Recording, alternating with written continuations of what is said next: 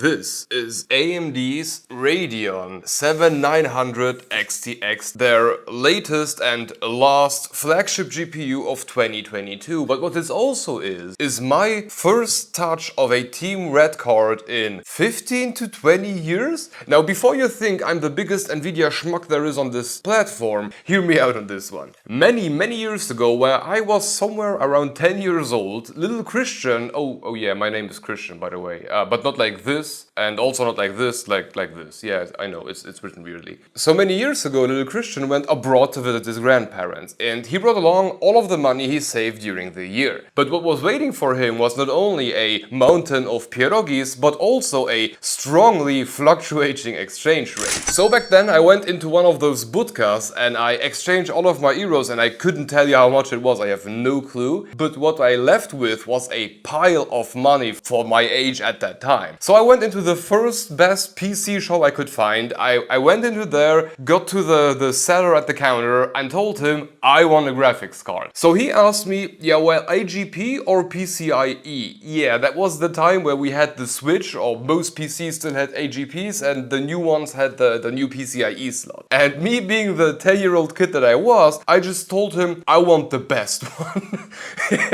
And yeah, probably laughing internally, he explained to me that AGP and PCIe is not best or not best, it's new or not new. The pile of garbage I had found in the garage back then was probably not the newest and best stuff. So I told him, okay, let's try an AGP one. Mind you, I had no clue what I was talking about. I was like around 10 years old. I was a little kid. So I took whatever GPU he gave me. I have no clue, but it was an ATI card. So Team Red back then. And I took that card, I spent my holidays, I came home, I installed it into my rig, which fit in. It was an AGP card. I bought a GPU blindly. I had no clue what port I had. I had no clue what a slot was back then, but it fit. And thankfully, those cards back then didn't have like PCIe power ports. It was just cards. So I went home, I put it in, and it worked. And I went from having no GPU at all to some ATI. I have no freaking clue. The number, I don't know. I could estimate it based on the euro if I calculated a bit, but I have no clue what I had. But still, for me, it was night and day difference. Back then I was playing, I think, Guild Wars, and I went from stuttering 10 FPS from an iGPU to I have actual graphics. It was amazing. So I had that thing for 2, maybe 3 weeks. I was playing, I was very happy, a very happy young kid. And then,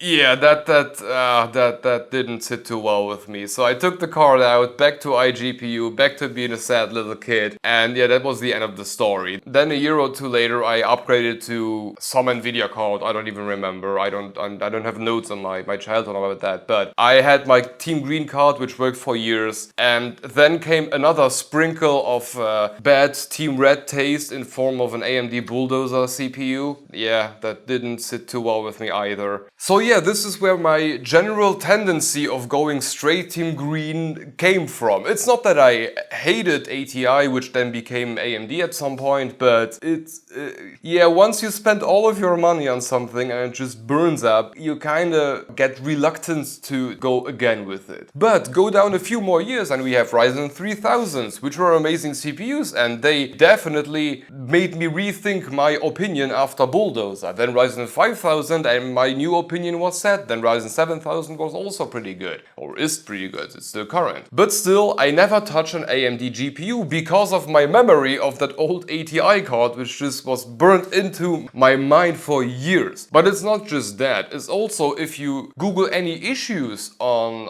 AMD cards, and now AMD cards, most of what you will find is driver issues. Everybody has driver issues. The card isn't working, the image is flickering, FPS drops here and there. It's driver issues all over the place. So my opinion on AMD CPUs is very well established. But for GPUs, I was still like, But that doesn't mean that things are not about to change. I'm not a schmuck, I don't believe that I'm a schmuck at least, and I love if a company pushes out products that just make me rethink what I used to believe, and maybe this is the case. So what we will do today is film my experience of installing a Team Red card for the first time in 15 to freaking 20 years. And let's just hope that it doesn't burn again, because I need to send it back. A few moments later. So this is the quick build I put together just for the video, but it doesn't really matter what's in here. It's a 700X, it's an ASRock PG Lighting X670E, it's two Trident Z5 Neos. It doesn't really matter. The purpose of today is not making the review, that's later for today, but today is just about seeing if the experience of going Team Red, as they said it on the box, is really up to the standard of what I'm used to with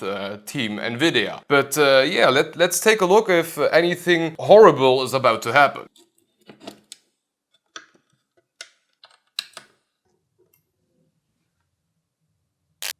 Hey, look at that! We have image! You remember the days where you could say if a graphics driver was installed based on how Windows moved? Yeah, I think those are still back with AMD cards. Like it's glitching.